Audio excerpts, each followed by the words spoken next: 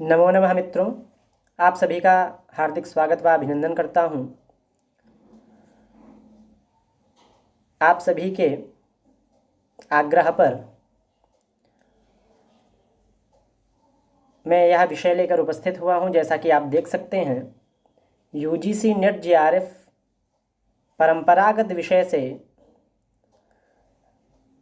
हमें क्या पढ़ना चाहिए, पढ़ने हेतु पाठ्य सामग्री हमें कहाँ प्राप्त होगी, किन पुस्तकों में प्राप्त होगी, और सबसे महत्वपूर्ण किसी भी परीक्षा को उत्तीर्ण करने हेतु जो सबसे महत्वपूर्ण प्रश्न है वह यह है कि हमें क्या पढ़ना चाहिए और क्या नहीं पढ़ना चाहिए। आज हम इसी विषयक चर्चा करेंगे। आशा करता हूँ यह वीडियो आप सभी के लिए अत्यंत उपकारक होगा। तो हम लोग शुरू करते हैं। प्रथम इकाई में जैसा कि आप सभी जानते हैं, वैदिक साहित्य संबंधित विषय दिए गए हैं। एक क्रमशः बिंदुवार हम चर्चा करेंगे, किस बिंदु में क्या विषय पढ़ना है, कहाँ से पढ़ना है और कितना पढ़ना है। वैदिक साहित्य का सामान्य परिचय किसी भी छात्र के लिए यह बहुत महत्वपूर्ण है और इसको हम वेद का जनरल नॉलेज कहते हैं। वो किसी भी संस्कृत विषय के छात्र को होना ही चाहिए। यह जो बिंदु दिया गया है, वैदिक साहित्य का सामान्य परिचय, यह हमें प्राप्त होगा वैदिक साहित्य एवं संस्कृति नामक पुस्तक है डॉक्टर कपिल देव द्विवेदी की। उस पुस्तक में बहुत ही विस्तार पूर्वक और सरल भाषा में इस विषय के सभी बिंदु आपको प्राप्त हो जाएंगे। पुनः ऋग्वेद संहितायाम सर्ग विचारः, यह जो बिंदु है इसमें सर्ग विचार से तात्पर्य है सृष्टि विचार। सृष्टि विषयक जो विचार व्यक्त किए गए हैं वह हमें ऋग्वेद संहिता के अनुसार पढ़ना है। तो ऋग्वेद संहिता में सृष्टि विषयक विचार हमें सूक्तों में प्राप्त होते हैं। मुख्य रूप से यह 3 सूक्त हैं: नासदीय सूक्त, हिरण्यगर्भ सूक्त और पुरुष सूक्त। आप इनका अध्ययन यदि कर लेते हैं तो आशा करता हूँ कि आपका एक भी प्रश्न गलत नहीं होगा। पुनः तृतीय बिंदु है माध्यन्दिनी संहिता में रुद्र का स्वरूप। तो माध्यन्दिनी संहिता में रुद्र का स्वरूप से तात्पर्य है रुद्र विषयक जो सूक्त या मंत्र दिए गए हैं उनका अध्ययन। तो मुख्य रूप से शुक्ल यजुर्वेद संहिता जो है उसकी माध्यन्दिनी शाखा का षोडशोध्याय जो है रुद्र सूक्त के नाम से प्रसिद्ध है। इसे आप विभिन्न जो सूक्तों की पुस्तकें आती हैं उनसे लेकर के अध्ययन कर सकते हैं। एक हमारी गीता प्रेस गोरखपुर से पुस्तक रुद्राष्टाध्यायी आती है, उसमें हिंदी व्याख्या अच्छी सी लिखी हुई है, आप उससे भी अध्ययन कर सकते हैं। उसका 5वां अध्याय, रुद्राष्टाध्यायी का 5वां अध्याय प्रसिद्ध है, वहाँ से भी आप अध्ययन कर सकते हैं। और यदि आप पुस्तक रखने के शौकीन हैं, पुस्तकें आपके पास हैं, आपके पास वेद उपलब्ध है, तो आप इसको शुक्ल यजुर्वेद माध्यन्दिनी संहिता के षोडशोध्याय से पढ़ सकते हैं। 16वां अध्याय जो है उसमें आप इसका विस्तृत अध्ययन कर सकते हैं। भाष्य इत्यादि यदि उपलब्ध है तो और अधिक विस्तृत रूप से आप अध्ययन कर पाएंगे। पुनः ब्राह्मण स्वरूपम भेदाश्च, ब्राह्मण स्वरूप विषयक चर्चाएं हमें वैदिक साहित्य एवं संस्कृति इस पुस्तक में प्राप्त हो जाएंगी, आप वहाँ से पढ़ सकते हैं। आरण्यकों में महापंचयज्ञ, कुष्मांड होम, यह विषय आपको आरण्यक ग्रंथों में प्राप्त होगा। और शतपथ ब्राह्मण में इस विषय बहुत ही विषय प्राप्त हो जाता है, विस्तृत विषय प्राप्त हो जाता है। पंचमहायज्ञ आप जानते ही हैं, ब्रह्मयज्ञ, देवयज्ञ, पितृयज्ञ, भूतयज्ञ, नृयज्ञ। इनका अध्ययन आप किसी सामान्य पूजन पाठ की पुस्तक से जो वैदिक पद्धति से किया जाता है उनसे भी आप देख सकते हैं। नित्यकर्म पूजा प्रकाश में भी इसका थोड़ा बहुत विषय दिया गया है। सामान्यतः यह पुस्तक सभी के पास होती है, तो आप उससे भी थोड़ा बहुत अध्ययन कर सकते हैं। पुनः गायत्री, षुडिग, अनुष्टुप, बृहति, पंक्ति, तुष्टुप, जगति, इन वैदिक छंदों का परिचय पूछा गया है। इन वैदिक छंदों को आप वैदिक साहित्य एवं संस्कृति नामक पुस्तक से पढ़ सकते हैं, विस्तृत रूप से पढ़ सकते हैं। उसमें बहुत ही अच्छे से विस्तार से दिया गया है। पुनः निरुक्त में षड्भाव विकार, देवताओं का स्वरूप और ऋचाओं का त्रैविध्य। निरुक्त में षड्भाव विकार आपको निरुक्त के प्रथम अध्याय प्रथम पाद में प्राप्त हो जाएगा। देवताओं का स्वरूप और ऋचाओं का त्रैविध्य सप्तम अध्याय प्रथम व द्वितीय पाद में प्राप्त होगा। आप उसका अध्ययन वहाँ से विस्तृत रूप से कर सकते हैं। और त्रैश्वर्य प्रदर्शन, स्वरित भेद, विवृत्ति, स्वरभक्ति, यह जो त्रैश्वर्य प्रदर्शन है और स्वरित भेद, विवृत्ति, स्वरभक्ति है, यह आपको ऋक् प्रातिशाख्य में प्राप्त होगा। बहुत लोगों में इस विषय की शंका है कि यह त्रैश्वर्य प्रदर्शन है क्या। बहुत ही सरल रूप में कहें तो यह जो 3 उदात्त, अनुदात्त, स्वरित विषयक हम चर्चा पाते हैं, शास्त्रों में पढ़ते हैं, उन्हीं का प्रदर्शन कैसे होता है वैदिक पद्धति में, उसी का अध्ययन इसमें करना है। यह आपको विषय ऋक् प्रातिशाख्य में विस्तृत रूप से प्राप्त हो जाएगा। पुनः आधुनिक युग में वेदों का उपयोग और भाव्य अनुसंधान चिंतन, तो आपके मानसिक चिंतन पे यह निर्भर है कि इस विषय प्रश्न आप कैसे करते हैं। यदि आपका जनरल नॉलेज और प्रेजेंट ऑफ माइंड बहुत अच्छा है तो आप इस विषय जो प्रश्न हैं बहुत आसानी से हल कर पाएंगे। यह आपके मानसिक क्षमता को परखने के लिए NTA ने यह बिंदु रखा है, हर यूनिट में रखा है। तो यदि आपका प्रेजेंट ऑफ माइंड बहुत अच्छा है तो आप बहुत ही अच्छे से इस विषय को कर पाएंगे। पुनः द्वितीय इकाई पर चलते हैं। द्वितीय इकाई में हमें व्याकरण विषय पंचसंधि, समास, कारक, प्रत्यय इत्यादि पढ़ना है। तो पंचसंधि, समास, कारक, प्रत्यय और आधुनिक युग में व्याकरण का उपयोग, भाव्यानुसंधान चिंतन, ये वैयाकरण सिद्धांत कौमुदी में ऊपर के 4 विषय आपको प्राप्त हो जाएंगे। और अंतिम के जो 2 बिंदु हैं यह आपके मानसिक क्षमता को परखने के लिए होते हैं। तो आप थोड़ा अनुसंधान विषयक चीज़ें पढ़ सकते हैं इसके लिए। और व्याकरण में किस प्रकार से अनुसंधान होते हैं, उनकी विधियाँ क्या होती हैं, इस प्रकार से आप अनुसंधान की पुस्तक में पढ़ सकते हैं। किसी संस्कृत की अनुसंधान विषयक पुस्तक को ले लेंगे तो भी आपके लिए बहुत ही अच्छा होगा। पुनः हम तृतीय इकाई पे नक्षत्र परिचय, ये सब ज्योतिष के विषय हैं। नक्षत्र परिचय, राशि परिचय, ग्रह परिचय, दशम भाव विचार, 9 विध कालमान। तो नक्षत्र परिचय के लिए हमें सामान्य रूप से मुहूर्त चिंतामणि और बृहद बकहड़ा चक्रम में भी नक्षत्र के नाम इत्यादि और उनके प्रत्येक नामाक्षर दिए गए हैं, पद के अनुसार, नक्षत्रों के पद के अनुसार नामाक्षर दिए गए हैं। यह सामान्य जानकारी है जो आपको आनी ही चाहिए और आप इन पुस्तकों से पढ़ सकते हैं। ग्रहों का परिचय, दशम भाव विचार, 9 विध कालमान। ग्रहों का परिचय, दशम भाव विचार। तो ग्रहों के परिचय के लिए आप बृहद बकहड़ा चक्रम पढ़ सकते हैं। एक पुस्तक इसमें छूट गई है, आप सभी उसको लिख लें। लघु जातकम एक बहुत ही अच्छी पुस्तक है, अथवा बृहद जातकम। यदि आप सरलतया लघु जातकम भी समझ लेते हैं तो बहुत सुंदर होगा। दशम भाव विचार संबंधी लघु जातकम अथवा बृहद जातकम से आप पढ़ सकते हैं। एक पुस्तक भाव प्रकाश भी आती है, तो उसमें भावगत फल दिए हुए होते हैं, तो आप उसको भी ले सकते हैं। आपको यह बनारस में उपलब्ध हो जाएंगी, लखनऊ में भी उपलब्ध हो जाएंगी। और 9 विध कालमान, यह बहुत महत्वपूर्ण विषय है। यह सिद्धांत ज्योतिष का विषय है। इसको आप सूर्य सिद्धांत के मानाध्याय से पढ़ सकते हैं, उसमें बहुत ही अच्छे से दिया हुआ है। उसमें 9 विध कालमान की ही चर्चा की गई है, तो आप वहाँ से पढ़िए इसको और अच्छे से अध्ययन कर लीजिए, जिससे आपको परीक्षा में कोई समस्या ना हो। एक इसकी टीका आती है, गणपति लाल शर्मा जी के द्वारा की गई है, वह बहुत ही अच्छी टीका है। मैं उसी को प्रेफर करूँगा। यदि आप लेना चाहें तो आप उसको चौखंभा इत्यादि से ले सकते हैं।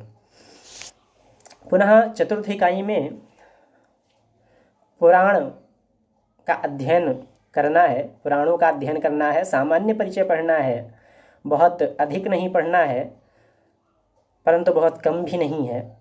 तो महापुराण का सामान्य परिचय, या आपको पुराण विमर्श नामक एक पुस्तक आती है आचार्य बलदेव उपाध्याय जी की, उसमें से आप पढ़ सकते हैं। पुराण के लक्षण उसमें बहुत सुंदर तरीके से दिए हुए हैं, क्रमशः दिए हुए हैं, आपको कहीं भटकने की आवश्यकता नहीं है। और सृष्टि विषयक अवधारणा भी उसमें बहुत ही सुंदर ढंग से दी गई है। प्रायः पुराणों की जो सृष्टि विषयक अवधारणा है वह सांख्य से मिलती जुलती है, तो आप सांख्य का अध्ययन भी करते हैं और पुराण विषयक अवधारणा आपको पुराण विमर्श में मिल जाएगी, आप वहाँ से पढ़ सकते हैं। राजतरंगिणी जो कल्हड़ द्वारा विरचित है उसका विषय सार, उसका आपको कथा सार पढ़ना है, उसमें क्या विषय दिए गए हैं। सामान्य रूप से यह विषय आप यदि उपलब्ध हो जाता है किन्हीं अन्य माध्यमों से, PDF इत्यादि से, तो आप पढ़ सकते हैं, अन्यथा यह पुस्तक लेना आपके लिए अच्छा रहेगा। और महाभारत में भीष्म पर्व, महाभारत में भीष्म पर्व जो है, हम 18 पर्व हैं, उन 18 पर्वों में एक भीष्म पर्व है। गीता का समावेश भी इसी में है, गीता को उपदेश श्री कृष्ण जी ने किया है। आप महाभारत के भीष्म पर्व को, उसका कथा सारांश पढ़ सकते हैं, कुछ महत्वपूर्ण श्लोक याद कर सकते हैं। और गीता तो संपूर्ण महत्वपूर्ण है, तो मैं कहूँगा कि गीता का अध्ययन तो प्रत्येक संस्कृत के छात्र के लिए बहुत ही आवश्यक है। तो आप महाभारत के भीष्म पर्व से इसका अध्ययन कर सकते हैं। पुनः पंचम इकाई का यदि हम वीक्षण करेंगे तो धर्मशास्त्र विषयक चर्चा इसमें की गई है। धर्म के स्रोत क्या हैं, आचार विमर्श क्या है, व्यवहार विमर्श क्या है, प्रायश्चित्त विमर्श क्या है, श्राद्ध विमर्श, इन सभी के विषय में यदि चर्चा करेंगे तो हमें यह समस्त विषय मनुस्मृति तथा याज्ञवल्क्य स्मृति संपूर्ण आचार व्यवहार प्रायश्चित्त 3 भागों में विभक्त किया गया है याज्ञवल्क्य स्मृति को। और इसकी मिताक्षरी टीका अत्यंत ही प्रसिद्ध है, उससे बहुत ही प्रश्न पूछे जाते हैं।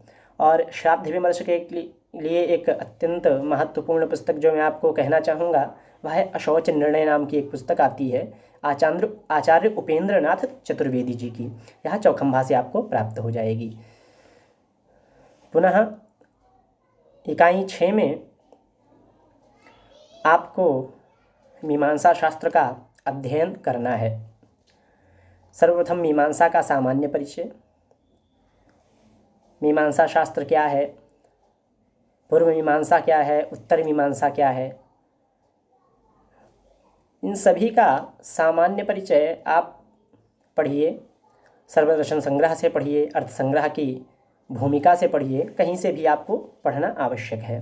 पुनः धर्म का लक्षण, भावना और विधि विमर्श, और षड्विध तात्पर्य निर्णायक लिंगानी, यहाँ तक आपको अर्थ संग्रह और मीमांसा परिभाषा से पढ़ना आवश्यक है। मीमांसा परिभाषा इसलिए क्योंकि गत 2 वर्षों के यदि आप प्रश्न पत्र देखेंगे तो अर्थ संग्रह पुस्तक से न पूछ करके मीमांसा परिभाषा से अधिक प्रश्न पूछे जाते हैं।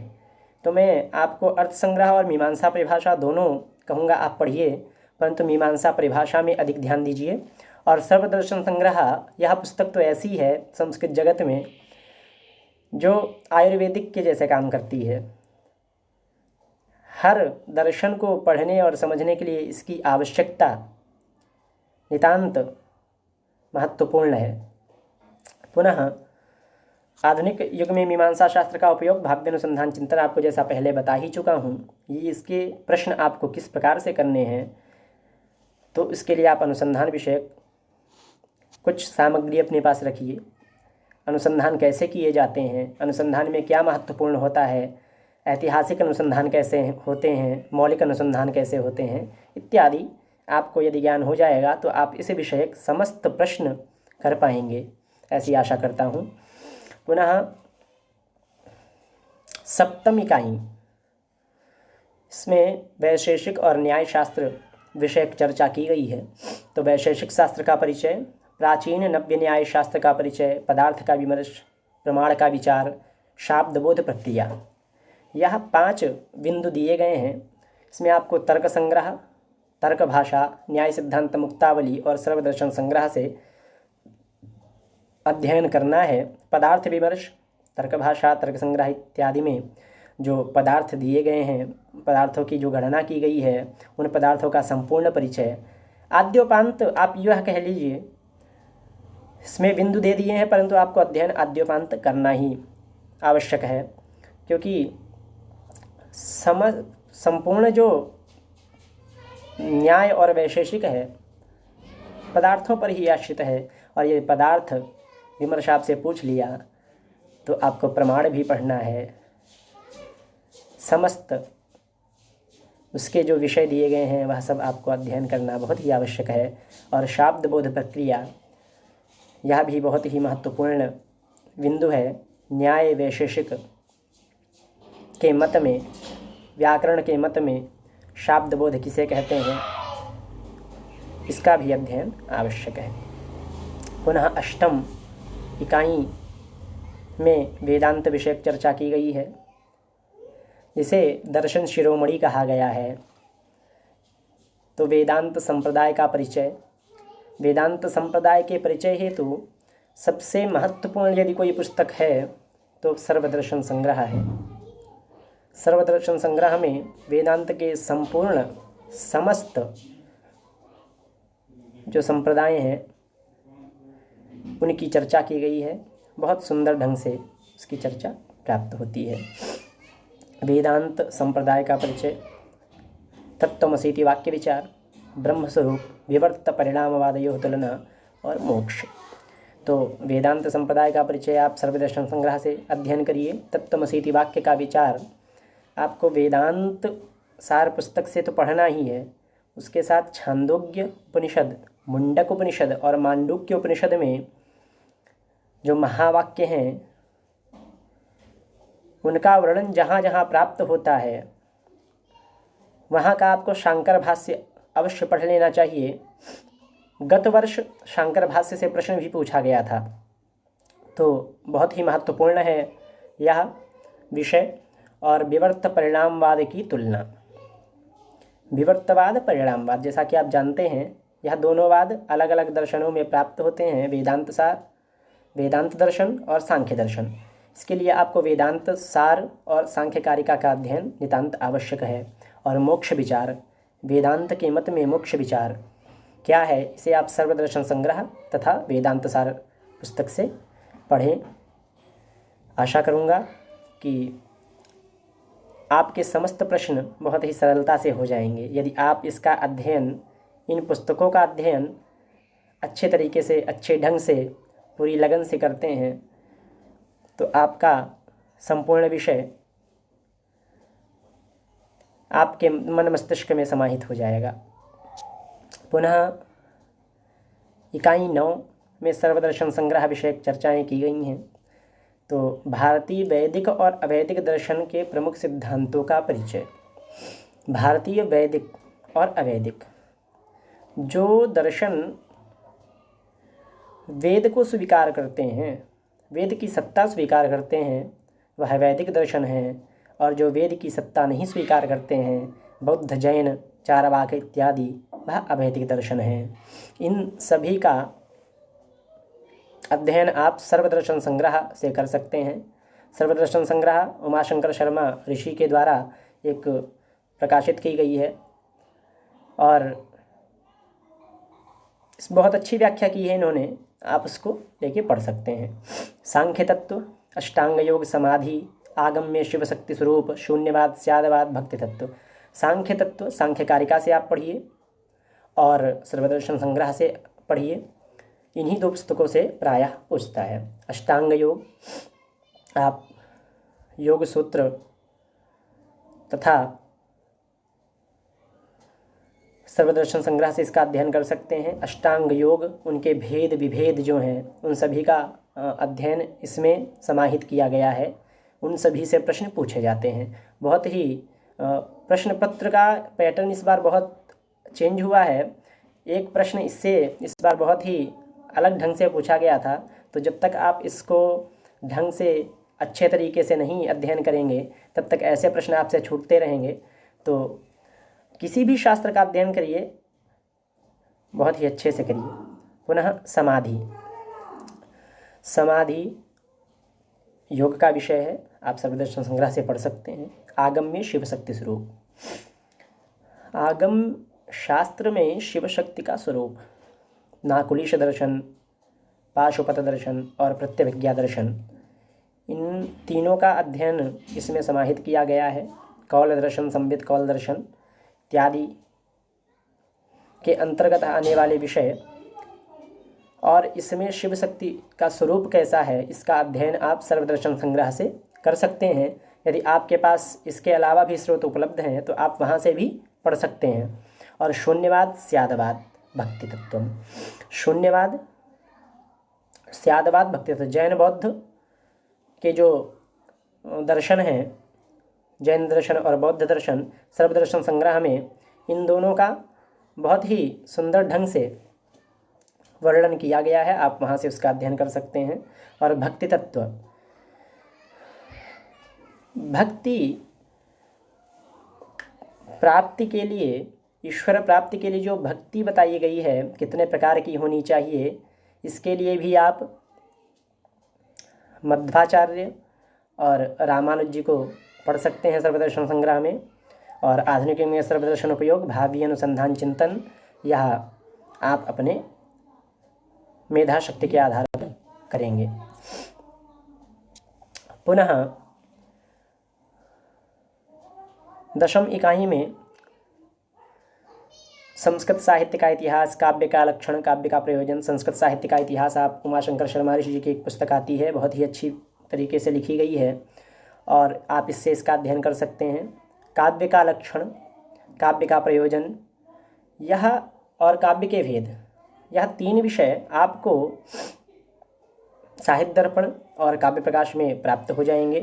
काव्य के भेद और काव्य का लक्षण, काव्य के प्रयोजन, जितने भी आचार्य हुए हैं उन्होंने कितने भेद किए हैं और उन्होंने क्या क्या परिभाषाएं दी हैं काव्य की, और उन्होंने क्या क्या प्रयोजन बताए हैं, इन सभी के मत में आपको इनकी परिभाषाएं पढ़नी हैं, इनके भेद पढ़ने हैं और इनका प्रयोजन क्या है। काव्य का कुछ प्रयोजन भी होता है, वह भी आपको अध्ययन करना है।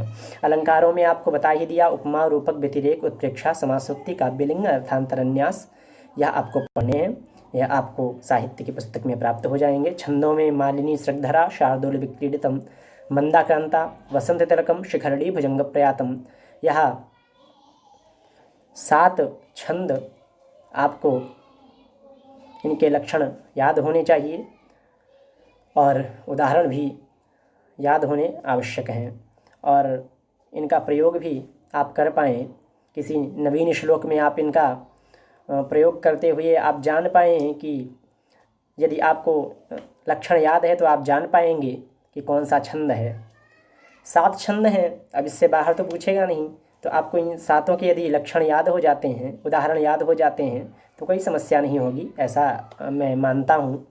और आधुनिक युग में साहित्य का उपयोग क्या है, भावी अनुसंधान चिंतन क्या है, क्या आगे इसमें नवीन तरीक़ों से अनुसंधान कैसे हो सकते हैं, कैसे साहित्य को प्रतिष्ठापित किया जा सकता है और अधिक विशेष रूप से और अधिक अच्छे तरीके से, इन सब विषयक प्रश्न पूछता है NTA, तो यह आपकी मेधा शक्ति पर आधारित है। आशा करता हूँ आपको यह वीडियो पसंद आएगा, छोटा सा प्रयास है मेरी तरफ से। बहुत बहुत धन्यवाद, पुनः मिलेंगे।